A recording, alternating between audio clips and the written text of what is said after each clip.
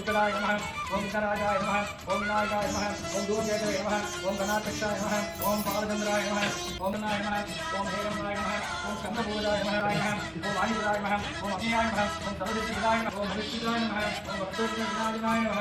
ओम एकदंडाय नमः ओम चतुर्बाहवे नमः படையல் வைத்தே பூஜை செய்தோம் எங்கள் கணநாதா நடுநடுவே எங்கள் குறையும் சொன்னோம் காதில் கேட்கிறதா சிவமும் மனதை போல சின்னஞ்சீரல்லவோ அது கடவுளை தாங்குது எந்த மனமும்